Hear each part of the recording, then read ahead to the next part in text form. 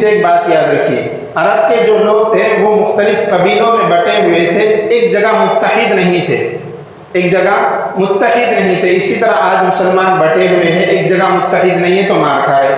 اب اس سے ایک نقطہ یہ یاد رکھیے، اسی طرح مسلمانوں کا حال ہے، کچھ تو بٹے ہوئے ہیں اور کچھ بکے ہوئے ہیں، جس کی وجہ سے آج مار کھا رہے ہیں اور ذلیل ہو رہے ہیں آج۔ اور اسی کے ساتھ ساتھ ایک نقطہ یہ ہے کہ انسان کو اللہ نے بھیج دیا اس دنیا کے اندر، وقت دے دیا اور کرنے کے کام بھی بتلا دیے، نہ کرنے کے کام بھی بتلا دیے۔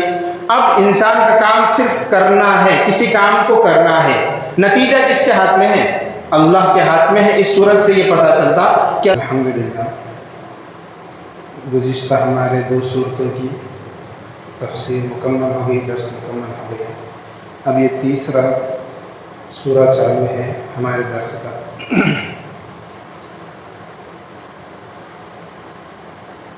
یہ وہ سورت ہے جس کے اندر اللہ رب العزت نے ایک مغرور اور ظالم بادشاہ کو سزا دی ہے۔ اللہ کے نبی صلی اللہ علیہ وسلم کی پیدائش سے پہلے یہ واقعہ رونما ہوا، اور بعض مفسرین نے کہا کہ اللہ کے نبی صلی اللہ علیہ وسلم کی پیدائش سے 50 دن پہلے یہ واقعہ پیش آیا۔ واقعہ یہ ہے کہ قرآن سب میں پہلے اللہ کے نبی صلی اللہ علیہ وسلم کو مخاطب کرتے ہوئے کہتا ہے أَلَمْ تَرَ كَيْفَ فَعَلَ رَبُّكَ بِأَصْحَابِ الْفِيلِ، کہ کیا آپ نے نہیں دیکھا کہ آپ کے رب نے ہاتھی والوں کے ساتھ کیا معاملہ کیا۔ فیل کہتے ہیں ہاتھی کو، اصحاب کہتے ہیں والے۔ تو اللہ تبارک و تعالیٰ فرما رہے کہ آپ نہیں دیکھتے کہ آپ کے رب نے ہاتھی والوں کے ساتھ کیا معاملہ کیا۔ اصل میں یہ ہاتھی والے کون تھے؟ ابن کثیر نے جو بڑے مفسر ہے اس واقعے کو تفصیل سے بیان کیا۔ اس واقعے کا پس منظر یہ ہے کہ اللہ کے نبی صلی اللہ علیہ وسلم کی پیدائش سے پہلے یمن کا ایک گورنر تھا، اس کا نام تھا ذو نواس، اور یمن کے اندر عیسائی مذہب پر لوگ ایمان رکھتے تھے، اور اس وقت کا وہی مذہب تھا۔ اللہ کے نبی صلی اللہ علیہ وسلم کی آمد سے پہلے لوگ حضرت عیسیٰ کو مانتے تھے، تو بہت سارے لوگ عیسائی تھے، تو وہاں پر یمن کے اندر عیسائی مذہب پر لوگ ایمان رکھتے تھے۔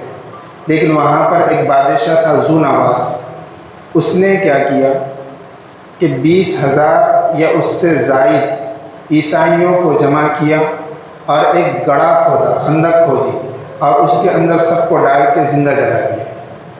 20,000 عیسائیوں کو زندہ جلا دیا، اس لیے کہ وہ عیسائی مذہب پر ایمان کیوں رکھتے، اس وجہ سے اس نے جلا دیا۔ تو اس میں سے کچھ لوگ وہاں سے 2 لوگ بھاگ کر چلے گئے، اور وہ لوگ پہنچے ملک شام، اور ملک شام کا بادشاہ تھا عیسائی، یعنی وہ عیسائی مذہب کو ماننے والا تھا۔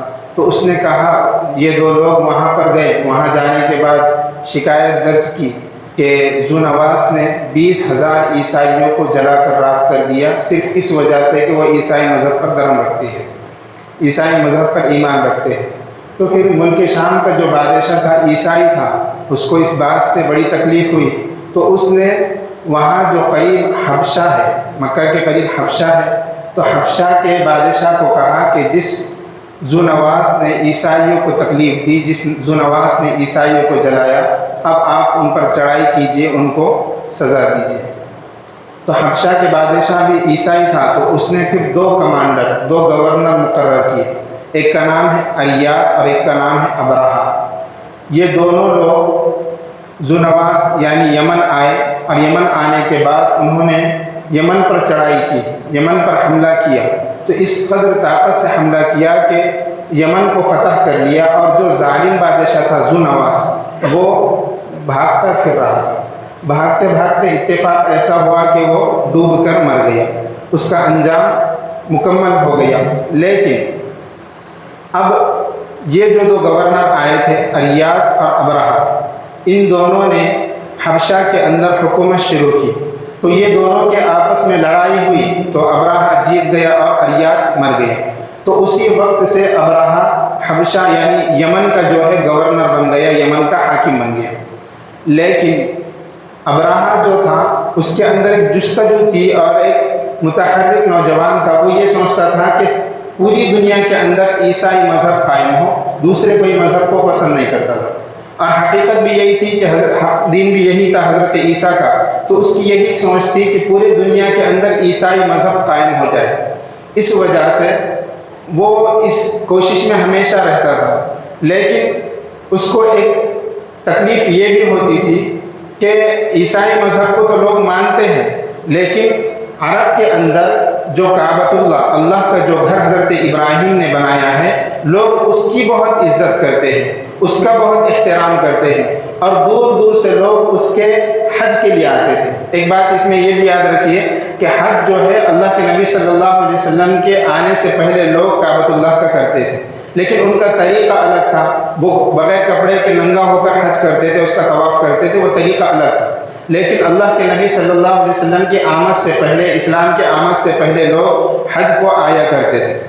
تو یہ جو ابرہہ تھا یمن کا گورنر اور بادشاہ، اس نے دیکھا کہ یمن سے عرب لوگ بیت اللہ کے دیدار کے لیے، اس کے حج کے لیے ہر سال جاتے ہیں، تو اس کے دل میں یہ بات آئی کہ بیت اللہ اتنا معزز کیوں، ہمارے پاس بھی کوئی ایسا اللہ کا گھر ہونا چاہیے جو اس سے زیادہ احترام والا ہو۔ لیکن اس نے ایک یہاں پر غلطی یہ کی، وہ یہ سمجھتا تھا کہ بیت اللہ جس قدر مضبوط بنا ہوا ہے، اگر میں اس سے عمدہ اگر کوئی گھر بندوں گا، اس سے اچھی کوئی عمارت بندوں گا، تو لوگوں کے دل میں اس کے احترام آ جائے گا اور لوگ اس کی عزت کرنے لگیں گے۔ لیکن وہ اس حقیقت کو نہیں سمجھ سکا کہ اللہ تبارک و تعالیٰ جس کو عزت دیتے وہی عزت پاتا۔ ہر کوئی انسان کسی کو عزت نہیں دے سکتا، جس کو اللہ بلندیاں دے، جس کو اللہ عزت دے وہی عزت پائے گا، انسان کسی کو عزت نہیں دے گا۔ ہاں، انسان دوسرے کو عزت مل رہی تو پھر حسد کرتا ہے، تو اس کے نتیجے میں سزا بھی ملے گی۔ تو اس نے کعبۃ اللہ اور بیت اللہ سے حسد کیا، اور اس حسد کے نتیجے میں اس نے یمن کی جو راجدھانی تھی صنعاء، اس کے اندر بہت خوبصورت کلیسا بنایا، بہت خوبصورت گھر بنایا، اور جب گھر بنایا تو لوگوں کو کہا کہ آپ کعبۃ اللہ نہ جائیں بلکہ اس کی عبادت کریں، اس کے پاس آ کر حج کریں۔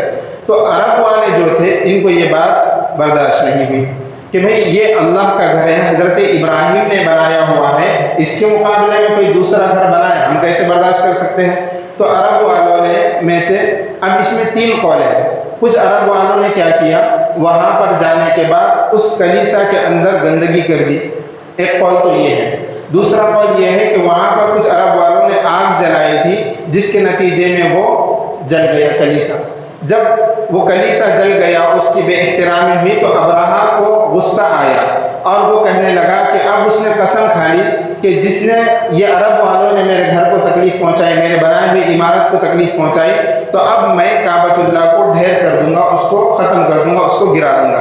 اس نیت سے وہ نکلا، اور اس نے جو اپنا بادشاہ تھا حبشہ کا، اس سے اجازت مانگی، تو اس بادشاہ نے اس کو بہت سارے ہاتھی دیے کہ ان ہاتھیوں کے ذریعے سے تو کعبۃ اللہ کو گرا۔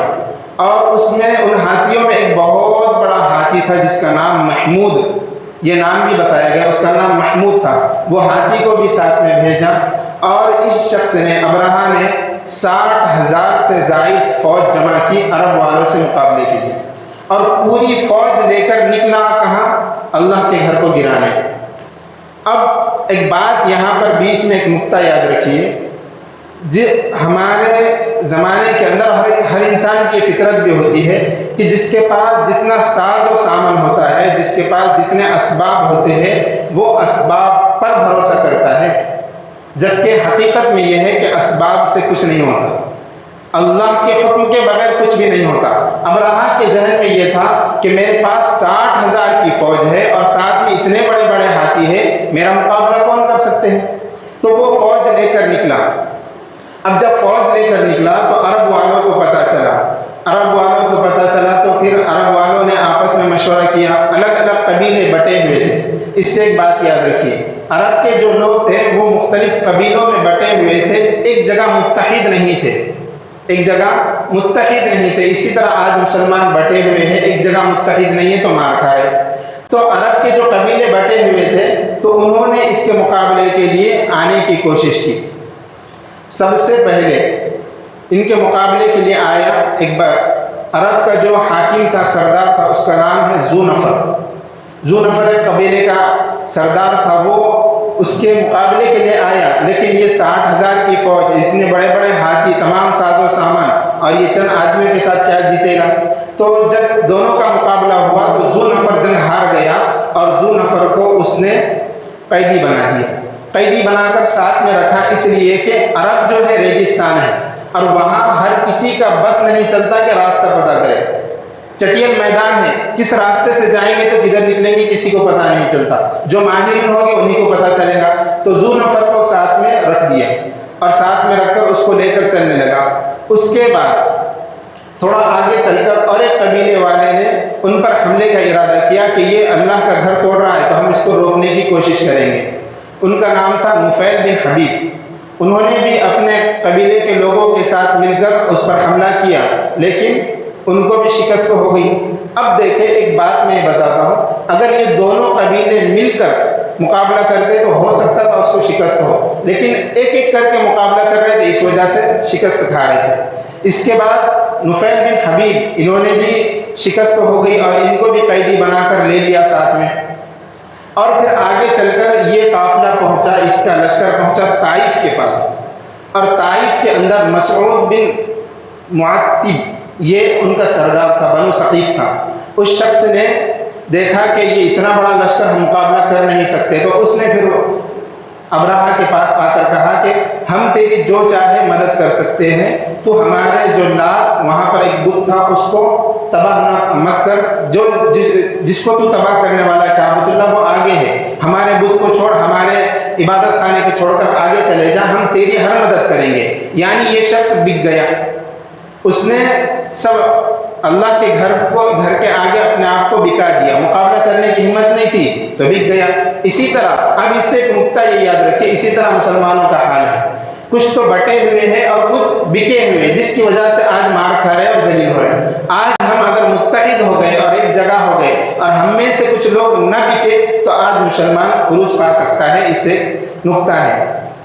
تو وہ مسعود بن معتب جو تھا وہ بک گیا، تو اس نے اپنے ساتھ اس کے ساتھ ایک شخص کو بھیجا کہ کعبۃ اللہ کا راستہ بتلانے کے لیے، ابو رغال ایک شخص کو بھیجا کہ یہ کعبۃ اللہ کے پورا راستہ اس کو معلوم ہے، آپ اس کے ساتھ جائیے، یہ شخص آپ کی مدد کرے گا، راستہ بتائے گا، آپ کعبۃ اللہ کو تباہ کر دیجیے۔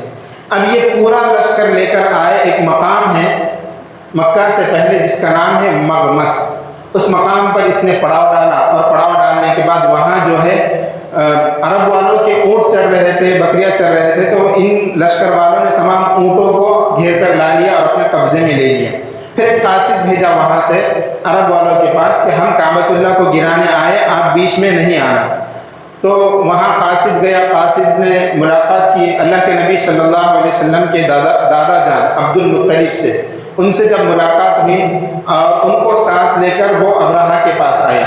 جب ابرہہ نے حضرت عبد المطلب کو دیکھا تو ان کے احترام میں کھڑے ہو گئے، اس لیے کہ وہ ہٹے کٹے جوان اور خوبصورت تھے، اور دیکھنے سے ایسا لگتا تھا کہ یہ عزت دار آدمی ہے، اور اللہ کے نبی صلی اللہ علیہ وسلم کا خاندان تو سب سے نرالا تھا، اس وجہ سے جب دیکھا تو ایسا لگا کہ یہ عزت دار آدمی ہے، تو ان کے احترام میں اٹھا اور آ کر ملاقات کی، بات چیت ہوئی۔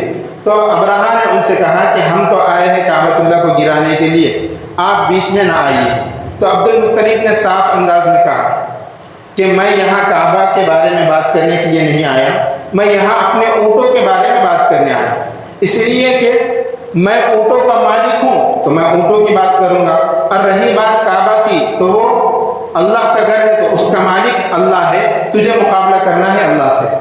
تو اب ایک انسان اللہ سے مقابلہ کر سکتا ہے؟ بالکل نہیں۔ تو انہوں نے صاف 2 ٹکے میں یہ بات کہہ دی کہ میں اونٹوں کا مالک ہوں تو اونٹوں کے متعلق تجھ سے بات کروں گا، رہی بات اللہ کے گھر کی تو اس کا مالک کوئی اور ہے، تو اس سے مقابلہ کر لینا، یہ کہا اور اپنے اونٹ لے کر چلے گئے۔ اور عرب جو قریش کے لوگ مکہ کے اندر تھے تو ان سے کہا کہ آپ لوگ سب پہاڑوں کے اندر چلے جاؤ، اس لیے کہ جب یہ لشکر گھسے گا تو سب کو تکلیف دے گا، عورتوں کو مارے گا، بچوں کو مارے گا، تکلیف ہوں گی، تو یہ جتنے کعبۃ اللہ میں رہتے تھے سب کے سب وہاں سے پہاڑوں کے اندر چلے گئے اور عبد المطلب کعبۃ اللہ کے پردے کو پکڑ کر اللہ سے دعا کرنے لگے اور یہ دعا کی کہ اللہ گھر آپ کا ہے، حفاظت کرنے والے آپ ہیں، ہمارے پاس اتنی طاقت نہیں ہے کہ ہم اس سے مقابلہ کر سکیں۔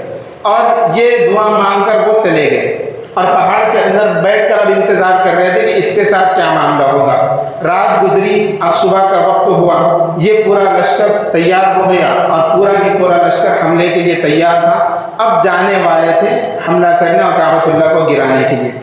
جیسے ہی انہوں نے لشکر کو تیار کیا، ہاتھیوں کو آگے اگلی صفوں میں رکھا، اس لیے کہ انہوں نے یہ پلان کیا تھا کہ ہاتھیوں کو زنجیر بنیں گے اور اس زنجیر کے ذریعے سے کعبہ کو گرائیں گے، دونوں طرف سے ہاتھی ہوں گے اور یہ زنجیر سے ایسا کعبہ کو گرا دیں گے، یہ پلان کیا تھا۔ لیکن اب جانور ہے تو اللہ کا حکم آ چکا تھا، تو جو سب سے بڑا ہاتھی تھا محمود، اب وہ اٹھنے کے لیے تیار نہیں، اب اٹھ گیا لیکن ایک قدم آگے بڑھانے کے لیے تیار نہیں کعبۃ اللہ کے، یعنی کعبۃ اللہ کو گرانے کے لیے وہ ایک قدم بھی آگے نہیں بڑھا رہا تھا۔ اس کو ادھر پھینکتے، کعبہ ادھر مثال کے طور پر سامنے، تو اس کا رخ ادھر کرتے تو دوڑتا، ادھر رخ کرتے تو دوڑتا، ادھر رخ کرتے تو دوڑتا، لیکن ادھر ایک قدم بڑھانے کے لیے تیار نہیں جدھر کعبہ ہے۔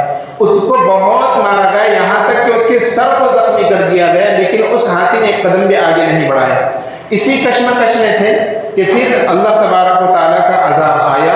عذاب اس طرح آیا کہ سمندر کی طرف سے ایک پرندوں کا جھنڈ آیا، ایک پرندوں کا جھنڈ آیا۔ مفسرین کہتے ہیں کہ یہ وہ پرندے ہیں جو اس سے پہلے کبھی نہیں دیکھے گئے تھے اور اس کے بعد بھی کبھی نہیں دیکھے گئے۔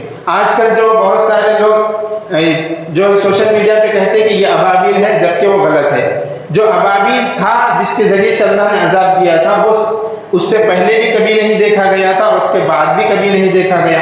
تو پھر پرندوں کا جھنڈ آنا شروع ہوا اور ان پرندوں کے پاس تین کنکریاں تھے، ایک چونچ میں اور دو پیروں میں، ایک پرندے کے پاس تین کنکریاں، اور وہ پرندے آئے اور اس لشکر کے اوپر بس کنکریوں کو چھوڑے اور آگے نکلتے چلے گئے۔ اور وہ کنکریاں کتنی تھی؟ کوئی چنے کی دانے سے بڑی بھی نہیں تھی اور مسور کی دال سے چھوٹی، یعنی اتنی باریک کنکری، اور اس سے اگر کسی انسان کو کتنے بھی زور سے مارو تو مرے گا۔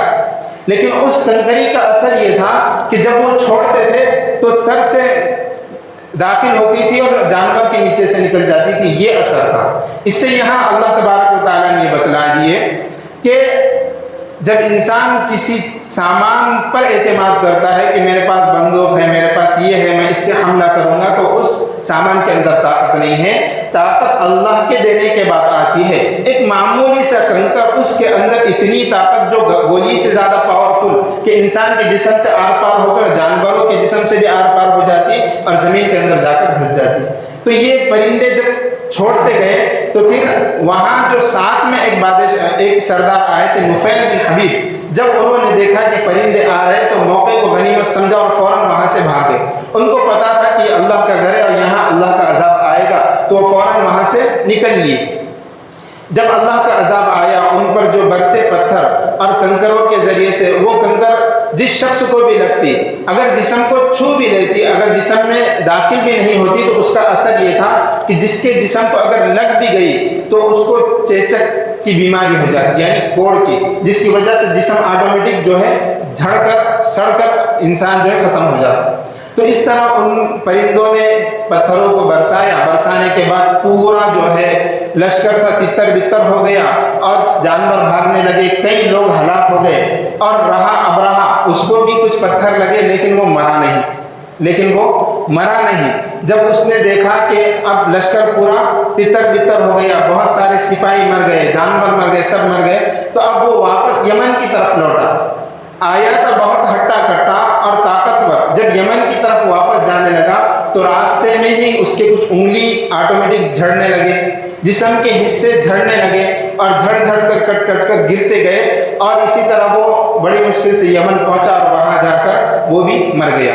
اور اسی طرح ان میں بہت سارے لوگ، کچھ بچ گئے تھے، کچھ مر گئے تھے، تو جو بچ گئے ان کو یہ بیماری تھی، کچھ اپاہج تھے، کچھ کا ہاتھ کٹا ہوا، کچھ کا پیر کٹا ہوا، کس کی وجہ سے؟ صرف وہ پتھر ان کے جسم کو چھو کر لگا، چھو لیا تھا اس پتھر نے۔ اور ان کے پتھر میں زخم بھی نہیں ہوا تھا، اس پتھر میں اللہ تبارک و تعالیٰ نے اس قدر طاقت رکھی تھی۔ تو یہ سزا کیوں ملی؟ اللہ تبارک و تعالیٰ کے بنائے ہوئے کعبے کو، گھر کو، اللہ کے گھر کو بے احترامی کرنے کی وجہ سے، اللہ کے گھر کو گرانے کے جو ہے سازش کرنے کی وجہ سے، ابھی تو گرائے بھی نہیں تھے، صرف سازش کیے تھے۔ اب اس سے ایک نقطہ یاد رکھیے، جس طرح اللہ تبارک و تعالیٰ کے گھر کی ذمہ داری اللہ نے لے رکھی، اسی طرح اللہ کے دین کی، اللہ کے قرآن کی ذمہ داری اللہ نے لے رکھی۔ قرآن کہتا ہے اِنَّا نَحْنُ نَزَّلْنَا الذِّكْرَ وَإِنَّا لَهُ لَحَافِظُونَ، قرآن کو ہم نے نازل کیا، قرآن کی حفاظت بھی ہم کرنے والے ہیں۔ اسی طرح آج کا اگر کوئی بھی بادشاہ کتنا بھی طاقتور کیوں نہ ہو، اگر وہ یہ کوشش کرے گا قرآن کو ختم کرنے کی، دین کو ختم کرنے کی، تو آپ دیکھیں گے اس کا کیا حال ہوگا، یہ عنقریب ہوگا۔ اس لیے کہ قرآن اور اللہ کا جو دین ہے اس کی حفاظت کی ذمہ داری اللہ نے لے رکھی۔ اس سے اگر کوئی ٹکرائے تو اس سے یہ سمجھا جائے گا کہ اس نے اللہ سے جنگ کرنا شروع کر دیا، اور جو اللہ سے جنگ کرے گا وہ بچ سکے گا؟ بالکل بھی نہیں۔ ہاں، اللہ تبارک و تعالیٰ مہلت دیتے ہیں، جیسا کہ ابرہہ کو مہلت ملی تھی، یمن سے نکلا، پہلے آ کر کس کو شکست دی؟ ذو نفر کو، اس کے بعد نفیل بن حبیب کو، اس کے بعد طائف والوں کو شکست دی۔ تو یہ کامیابی اس کو اپنے آنکھوں سے دکھ رہی تھی، اور یہ اللہ ڈھیل دے رہے تھے۔ وہ یہ سمجھ رہا تھا کہ میں کامیاب ہوتا جا رہا ہوں، جبکہ اس کو یہ نہیں پتا کہ اللہ کی طرف سے مہلت مل رہی ہے، اللہ آگے جا کر پکڑنے والے تھے۔ اگر اللہ تبارک و تعالیٰ شکست دینا چاہتے تو وہاں بھی دے سکتے تھے، لیکن اللہ کو یہ بتلانا تھا کہ شکست جو ہے ہم اگر دینے پہ آئے تو لاکھوں کا مجموعہ ہو، لاکھوں کی فوج ہو، بڑے بڑے ہاتھی ہو، ہم ان کو چھوٹے چڑیا سے بھی شکست دے سکتے ہیں، یہ اللہ کو بتانا تھا دنیا کو، اور یہ بتلا دیا۔ تو اس شخص کو اللہ تبارک و تعالیٰ نے اس طرح تباہ و برباد کر دیا۔ اس سے جب اللہ تبارک و تعالیٰ کا عذاب آیا اور وہ لوگ ہلاک ہو گئے، تو اب قریش جو تھے، اللہ کے نبی کے خاندان کے جو لوگ تھے، ان کی عزت لوگوں کے درمیان میں بڑھ گئی، اور مقصود بھی یہ تھا کہ لوگوں کے درمیان ان کی عزت بڑھے، اس لیے کہ اللہ کے نبی آنے والے تھے۔ جس خاندان سے آدمی ہوتا ہے اس خاندان سے پہچانا جاتا ہے۔ جب قریش کے بارے میں مشہور ہو گیا کہ یہ اللہ والے ہیں، بڑے نیک لوگ ہیں، تو پھر انہی میں اللہ کے نبی صلی اللہ علیہ وسلم آئے، اور قریش تمام خاندانوں میں بڑا اور متبرک سمجھا جانے لگا۔ تو یہ اللہ تبارک و تعالیٰ نے ایک شخص کے ساتھ جو اپنی طاقت پر بھروسہ کرتا تھا، جو اپنے غرور کے اندر ملوث تھا، اس کے ساتھ یہ اللہ نے نتیجہ کیا۔ ابھی ترجمہ دیکھ لیجیے۔ الم تر کیف فعل ربک باصحاب الفیل، کیا آپ نہیں دیکھتے کہ آپ کے رب نے ہاتھی والوں کے ساتھ کیا معاملہ کیا؟ الم یجعل کیدہم فی تضلیل، کہ آپ کے رب نے ان کی تمام سازشوں کو بیکار نہیں کر دیا۔ وارسل علیہم طیرا ابابیل، اور ان پر پرندوں کے جھنڈ بھیجے۔ ترمیہم بحجارۃ من سجیل، اور وہ پرندے ان پر مٹی کے کنکر برسا رہے تھے۔ مٹی کے کنکر، پتھر بھی نہیں تھا، پتھر اگر ہوتا تو اس کے اندر تھوڑی طاقت ہوتی، لیکن مٹی کا کنکر، یعنی گیلی مٹی ہو اور اس کو آگ میں بھون دیا جائے جیسا کہ کھنگر وغیرہ، تو اس کے کنکر تھے، پتھر بھی نہیں تھا، مٹی کا کنکر۔ اللہ تبارک و تعالیٰ کتنی باریکی سے بتا رہے ہیں، ترمیہم بحجارۃ من سجیل، کہ وہ پرندے ان پر برسا رہے تھے مٹی کے کنکر۔ فجعلہم کعصف مأکول، تو ان کنکروں نے ان کو جانوروں کے کھائے ہوئے بھوسے کی طرح کر دیا، یعنی ان پتھروں نے ان انسانوں کو بھوسے کی طرح کر دیا، یعنی جب پتھر برسے تو ان کے جسم میں اتنے سوراخ ہو گئے کہ وہ بھوسے کی طرح نظر آنے لگے، یہ ان کا حال کر دیا۔ یہ تو تھی سورہ فیل جو ہم نے آج پڑھی اس کی تفسیر، لیکن اب پیچھے سے ایک بار ہم ملاتے چلیں گے۔ سب سے پہلے ہم نے سورہ عصر کی تفسیر کی، اس کے اندر اللہ تبارک و تعالیٰ نے کامیابی کو بتلا دیا، انسان کی کامیابی کس چیز میں ہے یہ آپ نے دیکھ لیا۔ اس کے بعد اللہ تبارک و تعالیٰ نے ایک چیز بتلا دی سورہ ہمزہ کے اندر کہ آپ جو ہے تکبر نہ کرو، کیا نہ کرو؟ تکبر نہ کرو۔ پھر اگر تکبر کریں گے تو پھر ان کے ساتھ یہ حشر ہوگا، اس صورت کے اندر اللہ تبارک و تعالیٰ نے بتلا دیا۔